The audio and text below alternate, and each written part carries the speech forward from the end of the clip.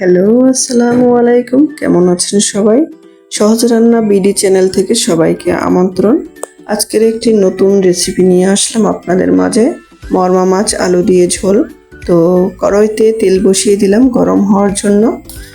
এ যে আমি তেল দিয়ে দিচ্ছি, তারপরে মাছে আমি একটু মরিচ, হলুদ, তারপরে লবণ দিয়ে একটু মাখিয়ে নেব ভাজার জন্য। তো এই যে তারপরে লবণ দিয়ে দেব, লবণ দিয়ে এটা মাখিয়ে নেব। মাখিয়ে তারপরে আমরা কড়াইতে দিয়ে দেব।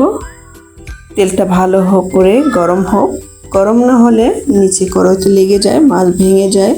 তো একটু তাতিয়ে নিতে হবে ভালো মতো তেলটা। তো এই যে আমার সব মশলা দেওয়া হয়ে গেছে, এখন মাখিয়ে নেব। তেলটা প্রায় গরমই হয়ে গেছে। এই যে আমি এখন মাছ দিয়ে দেব। তো এই যে এখন কড়াইটা বসিয়ে দিলাম, মাছটা দিয়ে দিচ্ছি। এই যে মাছটা এখন মাখিয়ে এই যে দেওয়া হয়ে গেছে। এক এক করে সব মাছ দিয়ে দেব। তারপরে মাছটা এক পিঠ হলে উল্টে দেব। এই যে এক এক করে মাছগুলো সব দিয়ে দিচ্ছি। আপনারা এরকম করে মাছটা ভেজে নেবেন, তাহলে মাছটা ভালো লাগবে খেতে। মরম মাছ একটু নরম মাছ, সবাই তো জানেন, যারা মঠবাড়ি এলাকার আশেপাশে বরিশালে থাকেন তারা মরমা মাছ চিনেন। এই যে মাছ প্রায় দেওয়া হয়ে এসেছে।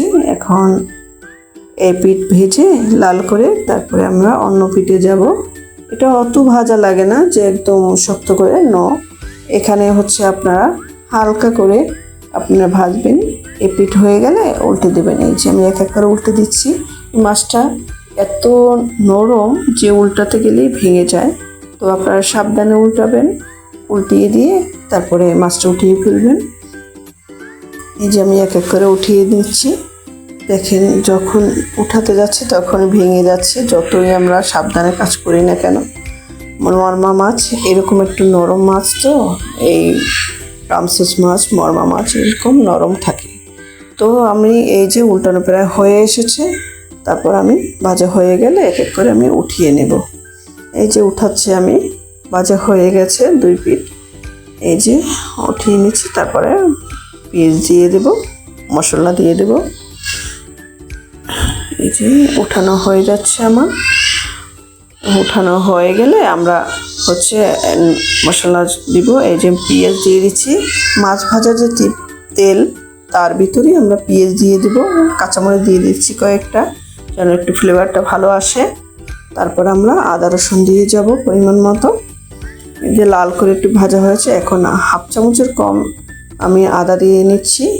তারপরে এটা একটু তেলের সাথে ভাজতে হবে, তাহলে তেলের উপরেও ভাসে, তরকারি রান্না করলে ভালো লাগে দেখতে।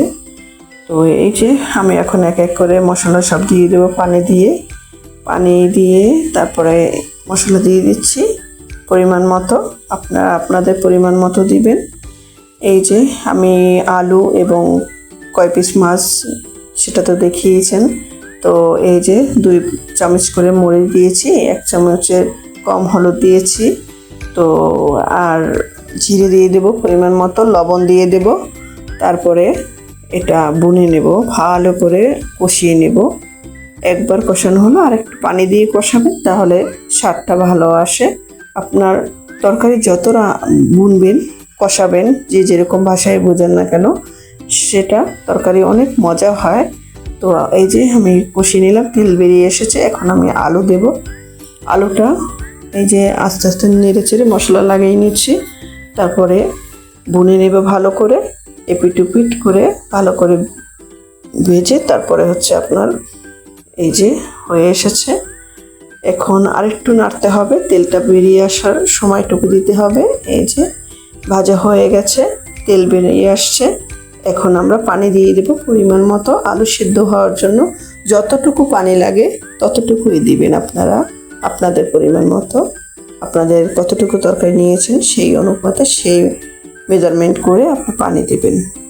তো এই যে আমি এখন পানি দিয়ে দেব আমার পরিমাণ মতো, আমার মাছ আলু সেই অনুযায়ী। এই যে পানি দিয়ে দিলাম, এখন মাছ দিয়ে দিচ্ছি। তো এক এক করে মাছটা আস্তে আস্তে করে দিয়ে দেব, যেন ভেঙে না যায়। তারপরে এটা নাড়াচাড়া দিয়ে আমরা প্রায় ঝোলটা টেনে যাবে কিছুক্ষণের মধ্যেই, হয়ে এসেছে প্রায়। তো আপনারা ঝোল যদি এরকম খান তাহলে এরকম রেখে দেবেন, আর যে মাখা মাখা যদি খেতে চান তাহলে হচ্ছে আপনি একটু মাখা মাখা রাখবেন, তাহলে আর একটু স্বাদ বেশি লাগে। যারা ঝোল পছন্দ করেন ঝোল রাখবেন, তাহলে স্বাদটা বেড়ে যায়। তো এই তো হয়ে গেছে আমার তরকারিটা, তারপর আমি সার্ভ করব। সবাই ভালো থাকবেন, সুস্থ থাকবেন, সুন্দর থাকবেন, আমার জন্য দোয়া করবেন, আর ভালো হলো কিনে কমেন্ট করে জানাবেন। আল্লাহ হাফেজ।